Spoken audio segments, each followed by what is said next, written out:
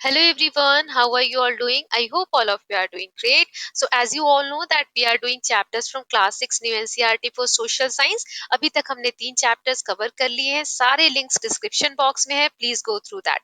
इस वीडियो में हम पार्ट 2 करेंगे चैप्टर नंबर 4 का timeline and sources of history. अभी तक इसका पार्ट 1 हम ऑलरेडी कर चुके हैं. So you can watch the video. चलिए स्टार्ट करते हैं पार्ट 2 को. यहाँ दिया है डोंट मिस आउट. कुछ इंपॉर्टेंट टर्म्स है उसके बारे में हम जान लेते हैं. Along with a year and a decade, a period of 10 years, we often use other terms to understand longer duration of time. Two of these are quite commonly used when learning about history. History पढ़ते वक्त हमें बहुत सारे समय को दिखाना होता है. जैसे डेकेड यानी 10 साल के समय को हम डेकेड बोलते हैं. ऐसे ही दो और टर्म यूज करते हैं हम. चलिए एक एक करके समझते हैं. पहला है सेंचुरी. सेंचुरी मतलब क्या होता है? It is any period of 100 years. In history, specific centuries are counted every 100 years starting from year 1 CE. For instance, we are currently in 21st century CE, which runs from 2001 to 2100. So 100 साल को हम century बोलते हैं. 1 CE से जैसे जैसे 100 year होते गए तो हम उसको एक एक सेंचुरी बोलेंगे. जैसे अभी हम 21st सेंचुरी में रह रहे हैं. ये कब से शुरुआत हुई है? 2001 से. और कब तक रहेगी? 2100 तक. ऐसे ही ये तो आगे का हो गया. पीछे की सेंचुरीज को काउंट कैसे करेंगे? The centuries BCE are calculated beginning from the year 1 BCE and keep going back in time. For example, 3rd century BCE, which include the year 300 BCE to 201 BCE. पीछे के 100 साल को हम BCE सेंचुरी ईयर्स में count करते हैं. ऐसे ही है मिलेनियम. मिलेनियम क्या होता है? It is any period of 1000 year. हर 1000 साल के पीरियड को समय को हम मिलेनियम बोलते हैं. In history specific centuries are counted every 1000 years from the year 1 CE. For instance, we are currently in 3rd millennium CE, which begins in 2001 CE and will go up to 3000 CE. हजार साल 1 CE के बाद को millennium कहते हैं. जैसे अभी हम 3rd मिलेनियम CE में रह रहे हैं, जो 2001 से स्टार्ट हुआ और कब खत्म होगा? 3000 CE में. ऐसे ही BCE यानी 1 BCE से पीछे की तरफ हम काउंट करेंगे. सो फर्स्ट मिलेनियम BCE कब स्टार्ट हुआ होगा और कब एंड हुआ होगा? ये 1 BCE से लेके 1000 BCE तक रहा होगा. So in the timeline given on page 62 and 63, can you mark the beginning of 8th millennium BCE? Note, in English the plural of millennium is millenniums or millennia. Both are correct. Millennium का जो plural form होता है वो millenniums होता है या millennia होता है. ये जो हमने timeline देखा था इस पे हमें 8 millennium BCE को mark करना है. So 8 millennium BCE यानी 8000 साल पहले. So यहाँ पर हम इस तरीके से mark कर देंगे. Now let's explore. Create a timeline stretching from 1900 CE to the current year and place the dates of birth of your grandparents, parents, sibling and yourself. Also mark the year that the 20th century CE begin with and ends with. आपको एक timeline बनानी है जिसमें आपको बताना है कि 20th century कब से शुरू हुई और कब खत्म हुई, और इस बीच में आपके ग्रैंड पेरेंट्स या आपके जो बर्थ ईयर है उनको मार्क करना है. तो जैसे 20th सेंचुरी स्टार्ट कब हुई? 1901 CE से. एंड कब हुई? 20th सेंचुरी CE यहाँ पर एंड हुआ, राइट. और फिर मैं एग्जांपल दे रही हूँ. जैसे 1955 में ग्रैंडफादर का बर्थ ईयर है, फिर 1956 में ग्रैंड मदर का, 1985 में फादर का, 1988 में मदर का, फिर 2010 में आपका, मान लीजिए 2013 में आपकी सिस्टर का. जिस साल भी आपके फैमिली में जिसका बर्थ हुआ है वो इस टाइमलाइन पे आप ऐसे रिप्रेजेंट कर सकते हैं. ये एक एग्जांपल है.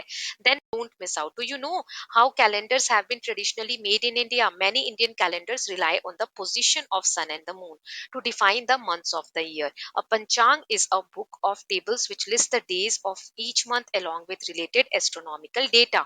For instance, it precisely predicts events like solar and lunar eclipse, times for sunrise and sunset, etc. Panchang, still widely used in India, often also give weather prediction for the year, dates and timings of festival and more. इस तरीके का calendar आप लोगों ने अपने घर में देखा होगा, राइट. इसे पंचांग बोलते हैं, पंचांग बेस्ड कैलेंडर. ये इंडिया का ट्रेडिशनल कैलेंडर है जो सूर्य और चंद्रमा की पोजीशन के हिसाब से तैयार किया जाता है. और इसमें बहुत सारी इंफॉर्मेशन होती है, जैसे सूर्य ग्रहण कब लगेगा, चंद्र ग्रहण कब लगेगा, कौन से फेस्टिवल्स किस डेट को आएंगे, कौन सा मौसम कैसा होगा, राइट. बहुत सारी इंफॉर्मेशन रहती है. ये इंडिया का ट्रेडिशनल कैलेंडर है.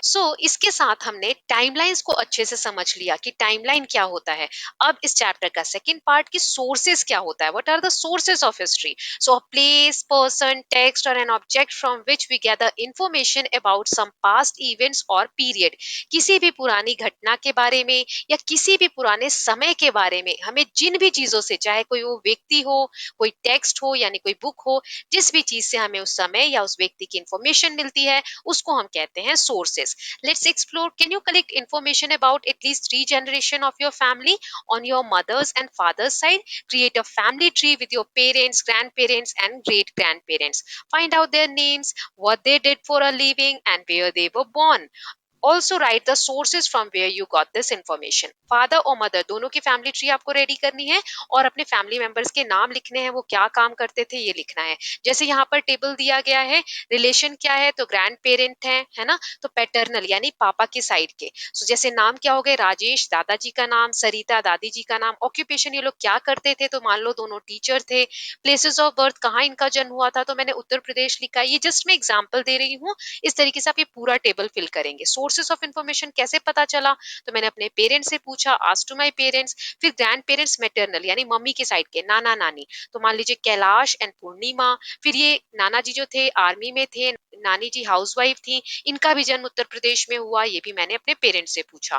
फिर ग्रेट ग्रैंड पेरेंट्स यानी कि पैटर्नल साइड के आपके पापा के दादा दादी, तो उनके बारे में आप लिखेंगे। मान लीजिए नाम है अशोक एंड अनुपमा। अशोक जी जो है वो फार्मर थे, अनुपमा जी हाउसवाइफ थी, दोनों का जन्म उत्तर प्रदेश में हुआ है। ये भी डिटेल मान लीजिए अपने पेरेंट्स से पूछी, या आपने एल्बम्स में फोटो देखी, उनके आईडी कार्ड्स देखे, कुछ भी इंफॉर्मेशन आप कहीं से भी पता कर सकते हैं। ऐसे ही नानी साइड की इंफॉर्मेशन आप फिल कर देंगे। तो देखिए आगे क्या दिया है, how did you find details about your families past. कैसे आपने इतनी सारी इंफॉर्मेशन पता करी पिछले टेबल के लिए।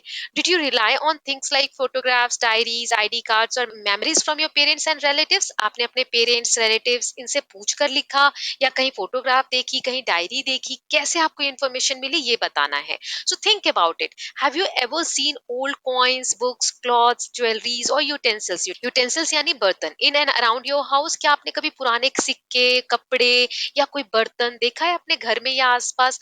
what type of information can we gain from such objects or from old houses or buildings। पुराने घर, पुरानी बिल्डिंग या पुराने सामान हमको कैसी इंफॉर्मेशन देते हैं। यस, ये हमें उस समय के बारे में बताते हैं। आप अपने घर में कोई पुराना बर्तन देखेंगे और पूछेंगे ना अपनी मम्मी से, तो वो ऐसे बताएंगे कि ये तो आपकी दादी की मम्मी ने दिया था। ऐसे बहुत पुरानी चीजें हमें पुराने इवेंट्स के बारे में बताते हैं, राइट। सो एवरी ऑब्जेक्ट और structure tells a story and is like a piece in jigsaw puzzle. इस तरीके की पजल आपने खेली है जिसमें पीसेस कनेक्ट करके एक पूरी पजल को कंप्लीट करते हैं। सो ये जो इंफॉर्मेशन है हमें चीजों से मिलती है, ये जिगसॉ पजल की पीस की तरह होते हैं। The object that you see around your house convey something of the history of your family. Similarly we can put together historical events from variety of sources. इसी तरीके से अलग अलग सोर्सेज से इंफॉर्मेशन लेके और जिगसॉ की तरह हम एक दूसरे में इंफॉर्मेशन को फिट करते हैं, मैच करने की कोशिश करते हैं। But keep in mind that in the case of history quite a few pieces of puzzle may remain missing। Jigsaw puzzle तो हम खरीद कर लाए हैं, हमें पता है कि सारे फिट नहीं है, लेकिन सारे पीसेस हमारे पास हैं। एक ना एक दिन हम इसको फिट कर लेंगे और पूरा कंप्लीट कर लेंगे।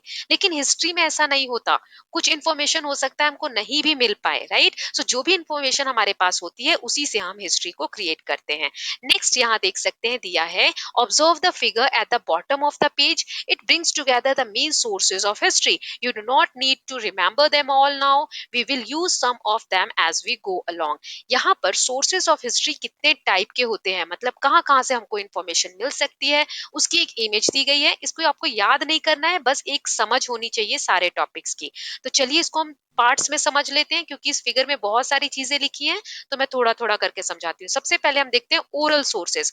ओरल सोर्सेज मतलब कि लिखित कहीं नहीं है, ये इंफॉर्मेशन एक जनरेशन से दूसरे जनरेशन में बोलकर सुनकर ही पास ऑन हो रही है। जैसे कि कहानियां होती हैं, है ना, हम अपने दादा दादी से सुनते हैं और वो फिर हम अपने आने वाली जनरेशन को सुनाते हैं। तो ऐसी जो चीजें होती हैं जो ओरली ट्रांसफर हो रही है एक जनरेशन से दूसरी जनरेशन, उसको हम कहते हैं ओरल सोर्सेस। ओके, इसके दो टाइप्स होते हैं। जीनोलॉजिकल मतलब जीनोलॉजी क्या होता है, the study of family origin and history. Particular family की जीनोलॉजी को पढ़ना मतलब उनकी फैमिली हिस्ट्री को पढ़ना, इसे कहते हैं जीनोलॉजिकल सोर्सेज। फोकलोर्स क्या होते हैं, these are traditional stories and beliefs. कुछ पुरानी कहानियां जो चलती चली आ रही हैं पुराने समय से, या फिर कुछ बिलीव्स है, विश्वास है। जैसे हम सुनते हैं ना, रात के समय नेल्स मत कट करो इस दिन, तो ये कुछ बिलीव्स चले आ रहे हैं, जो कि ये भी क्या बताते हैं हमें कि पास्ट में ऐसा कुछ हुआ होगा जिसकी वजह से ये इन्फॉर्मेशन चले आ रहे हैं, राइट। सो ये सोर्स सोर्सेज हो गए ओरल सोर्सेज। उसके बाद आता है लिटरेरी सोर्सेज, मतलब इनकी इंफॉर्मेशन हमें लिखित रूप में मिलती है, इसे हम कहते हैं लिटरेरी सोर्सेज। ये दो टाइप के होते हैं, इंडियन लिटरेचर जो हमारे देश की लिटरेचर है वो, और है फॉरेन अकाउंट्स जो फॉरेनर्स हमारे लिए छोड़ कर गए हैं। सो इंडियन लिटरेचर में कौन कौन से आ गए, वेदास एंड इतिहास, बहुत सारी वेदास और इतिहास से रिलेटेड किताबें हैं, इस तरीके से रामायण महाभारत, राइट। फिर पोएम्स एंड प्लेज, बहुत सारे नाट्य जो लिखे गए हैं, नाटक और पोएम्स कविताएं लिखी गई हैं पुराने समय की, हिस्टोरिकल टेक्स्ट, इस तरीके से हिस्ट्री से रिलेटेड किताबें, कलेक्शन ऑफ स्टोरीज बहुत सारी, जैसे पंचतंत्र की कहानियां हम सुनते हैं, ये सब भी हमें पास्ट की इंफॉर्मेशन देते हैं। ऐसे ही साइंटिफिक एंड टेक्नोलॉजिकल टेक्स्ट, ऐसी किताबें जो साइंटिफिक इंफॉर्मेशन के ऊपर, टेक्नोलॉजी के ऊपर लिखी गई हैं, तो ये सब हमको पास्ट की इंफॉर्मेशन देते हैं। ये हो गए हमारे इंडियन लिटरेचर। फॉरेनर अकाउंट यानी ट्रैवलॉग्स, ट्रैवलॉग्स क्या होते हैं, these are books that record the place and experience of a traveller. कोई ट्रैवलर अगर किसी जगह पर घूमने जाता है, वहां उसको क्या क्या एक्सपीरियंस हुआ, उसने क्या क्या देखा, वो एक किताब में लिखता है, तो उसको हम कहते हैं ट्रैवलॉग। सो जो भी फॉरेनर हमारा देश घूमने आए उस समय में, पास्ट समय में, उन्होंने कोई अकाउंट लिखा, कोई बुक लिखी, तो उसको हम कहते हैं ट्रैवलॉग सोर्सेज। ओके, ये हमें उस समय की इंफॉर्मेशन देते हैं कि इंडिया उस समय कैसा था, सो ये फॉरेनर्स अपने अकाउंट्स में मेंशन करते हैं। फिर है हिस्टोरिकल क्रॉनिकल्स। क्रॉनिकल्स क्या होता है, क्रोनोलॉजी, मतलब simply the order in which events take place from first to last. एक के बाद एक जो इवेंट्स हुए उसको क्रोनोलॉजी सीक्वेंस में अरेंज करना, कि पहले ये हुआ बाद में ये हुआ, उसको हम कहते हैं क्रोनोलॉजी। सो जो भी राजा महाराजा हुआ करते थे या जो भी पहले के लोग हैं, वो हिस्टोरिकल इवेंट्स को लिखते थे कि पहले ये घटना हुई फिर ये हुआ, तो ये हमें सोर्सेज की तरह एक्ट करते हैं हमारे लिए कि हम हिस्ट्री को समझ सके। ओके, फिर है यहाँ देख सकते हैं आप आर्कियोलॉजिकल सोर्सेज। हमने पढ़ा था आर्कियोलॉजिस्ट कौन होते हैं, जो जमीन की खुदाई करते हैं और फिर कुछ चीजें निकालते हैं और उससे हमारे पास्ट के बारे में पता करते हैं। सो आर्कियोलॉजिकल सोर्सेज में भी तीन दिए हुए हैं। पहला है स्ट्रक्चर्स, स्ट्रक्चर यानी बिल्डिंग्स वगैरह। ओके, सो मॉन्यूमेंट्स क्या होता है, अ स्टैच्यू, बिल्डिंग और other structure build up to commemorate a notable person और event is known as monument. किसी की याद में या किसी स्पेशल पर्सन के लिए जो बिल्डिंग बनाई जाती है, कोई स्टैच्यू बनाई जाती है, उसको हम कहते हैं मॉन्यूमेंट, इस तरीके से।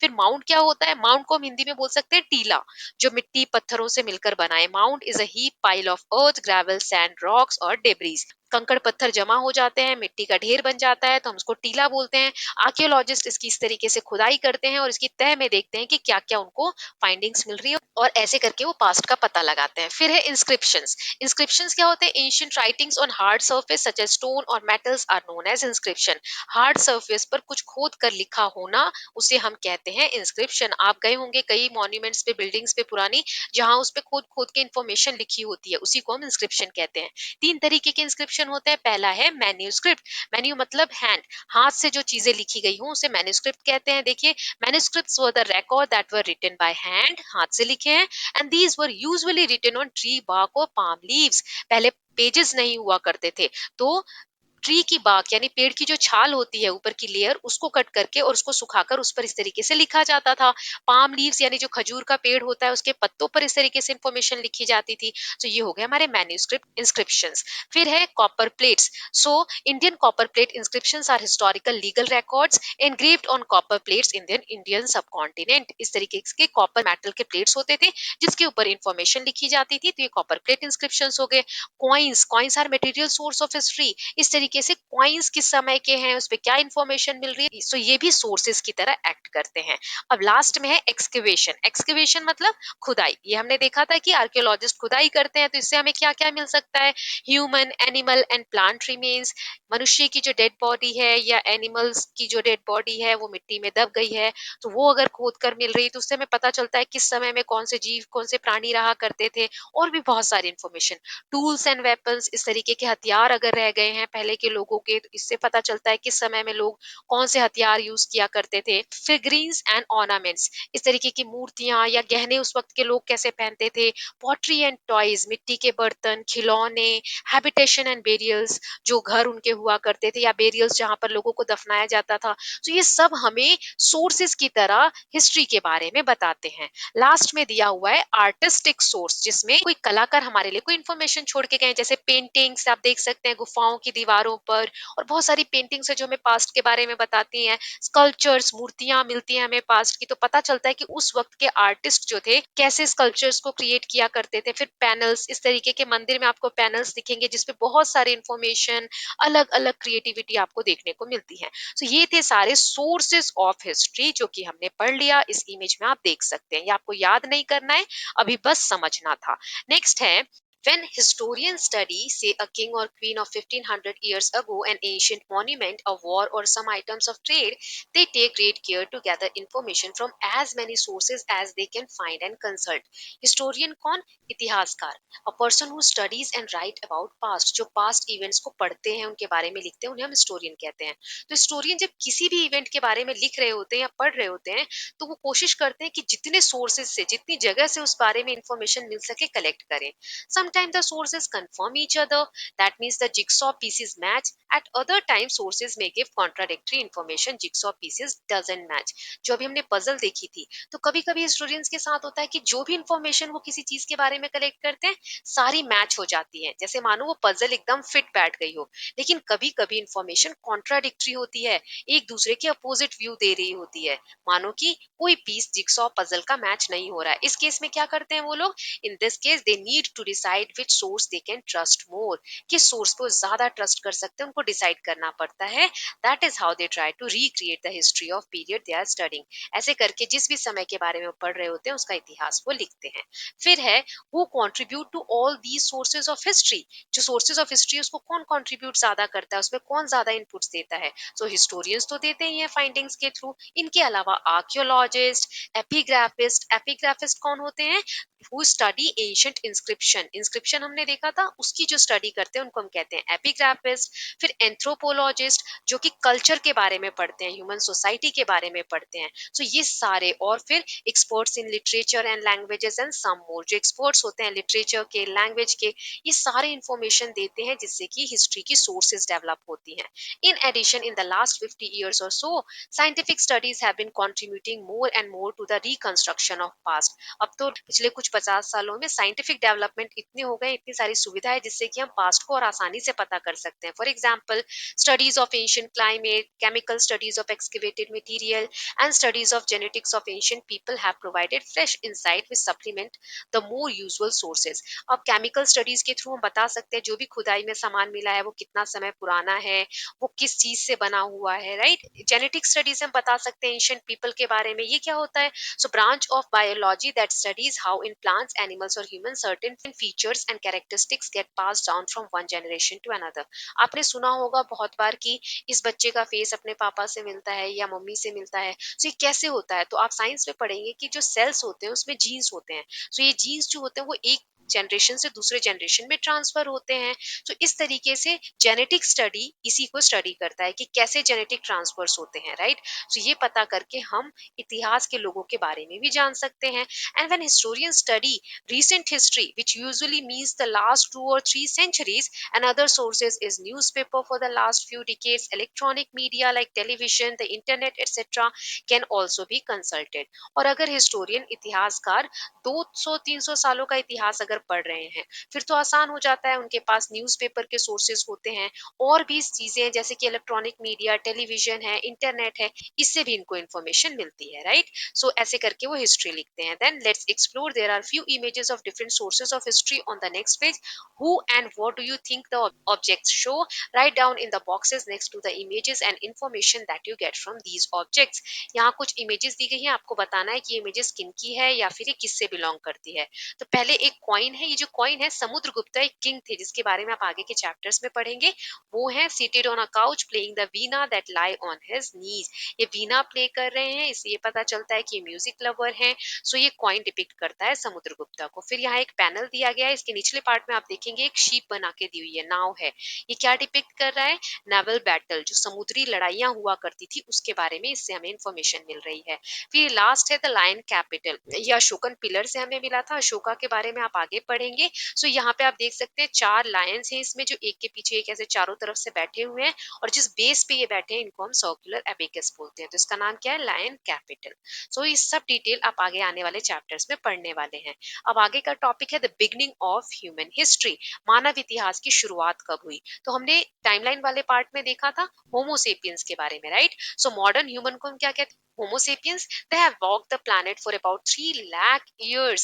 This appears to be a very long time. ये 3 लाख साल तो बहुत ज्यादा लग रहे हैं सुनने में, yet it is only a tiny fraction of Earth's history. लेकिन हमने देखा था अर्थ तो कितनी पुरानी बनी हुई है, so उसकी हिस्ट्री के हिसाब से ये कुछ भी नहीं है 3 लाख साल, right? So let us just quickly have a look of our early history कि मानव की शुरुआती हिस्ट्री कैसी थी, पास्ट कैसा था, उसके बारे में हम जानते हैं।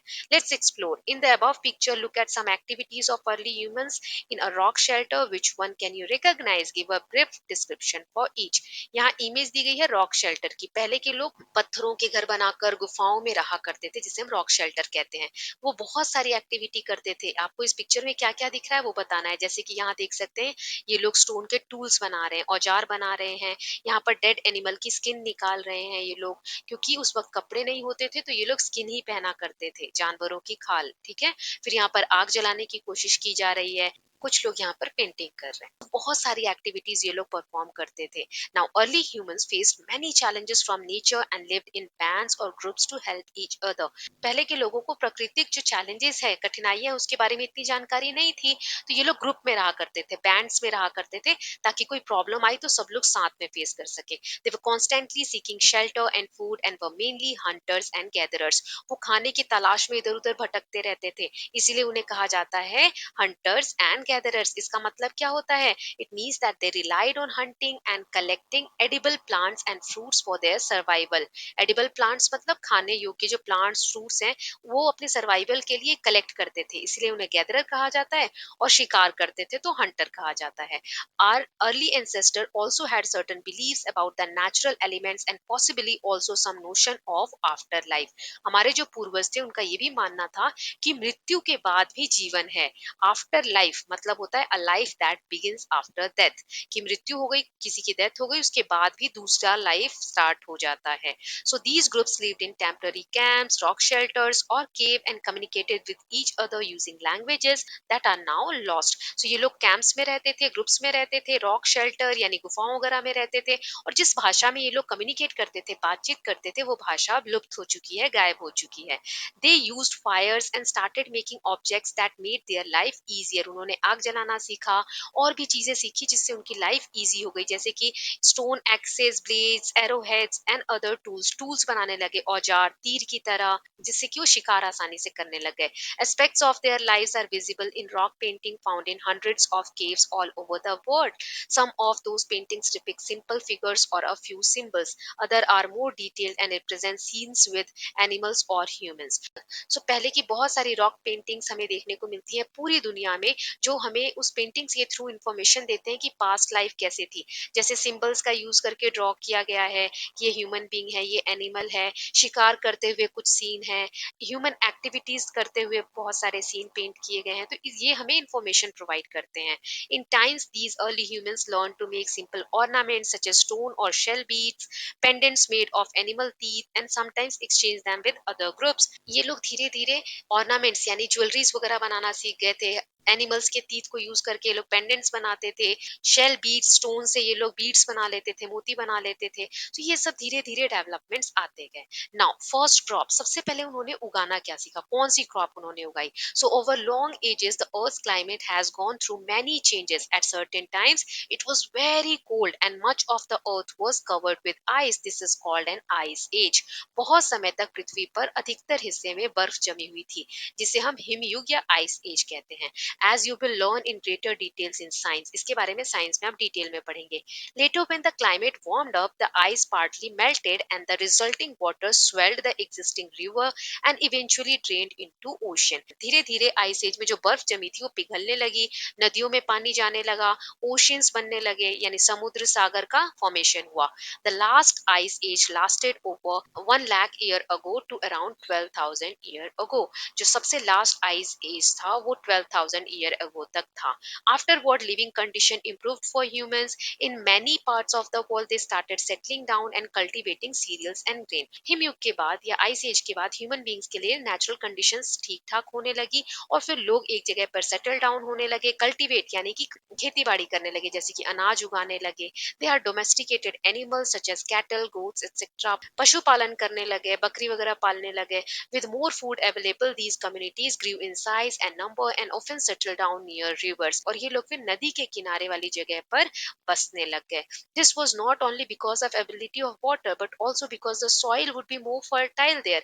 It made the process of growing crop easier. वो नदी के किनारे क्यों रहने लगे? दो कारण थे। एक तो कि उनको पानी आसानी से मिलता था, पानी जरूरी है जीवन के लिए।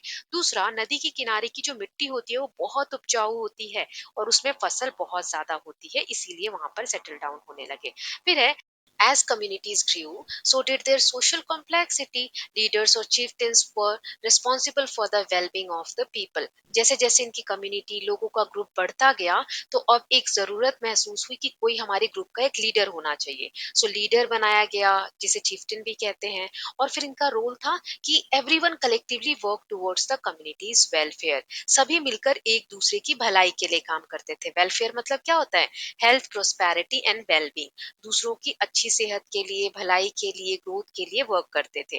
There was no sense of individual ownership. The lands were collectively sowed and harvested.